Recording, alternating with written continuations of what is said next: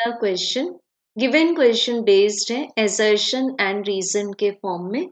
सो बच्चों assertion में given है a particle executing simple harmonic motion comes to rest at the extreme position and the reason says the resultant force on the particle is zero at these positions.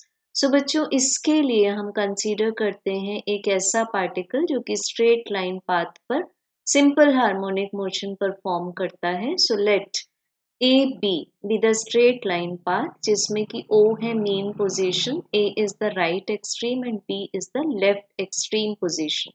अब एक point मान लेते हैं P such that the displacement from the mean position is x. अब बच्चों particle start करता है मान लेते हैं मीन पोजीशन से. सो अपना वन सेट ऑफ ऑसिलेशंस कैसे परफॉर्म करेगा, O से A जाएगा, देन A से O रिटर्न आएगा, देन O से लेफ्ट एक्सट्रीम B तक जाएगा एंड देन B से रिटर्न O तक आएगा. सो इसने एक्सट्रीम पोजीशंस पर ऐसा क्या एक्शन दिखाया कि इट का again comes to the mean position.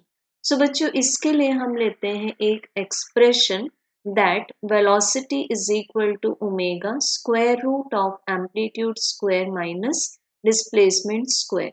So बच्चों जब हमारे पास डिस्प्लेसमेंट की वैल्यू राइट और लेफ्ट एक्सट्रीम पोजीशन हो जाएगी तो हमें वेलोसिटी का आंसर मिल जाएगा omega square root of a square minus a square, it means zero. So हम बोल सकते हैं कि एजर्शन इज ट्रू कि एक्सट्रीम पोजीशंस पर पार्टिकल रेस्ट में आ जाता है. अब बच्चों रीजन में हमें बताया हुआ है फोर्स का, तो हम फोर्स ऑन द पार्टिकल क्या लेते हैं, that is minus m omega square x. तो जब x इक्वल्स टू a होगा मीन्स मैक्सिमम वैल्यू बियर करेगा एम्पलीट्यूड्स पर, बिल्कुल एक्सट्रीम पोजीशंस पर. तो ये जो फोर्स की वैल्यू है, वैल्यू अगर हम कंसीडर करें एब्सोल्यूट वैल्यू तो that will be maximum but not zero. But अगर हम मेन पोजीशन पर कंसीडर करें तो मेन पोजीशन पर x की वैल्यू जीरो होती है तो वहां पर फोर्स की वैल्यू जीरो हो जाएगी. सो हम बोल सकते हैं कि जो रीजन है हमारे पास में वो फॉल्स है बट assertion इज ट्रू.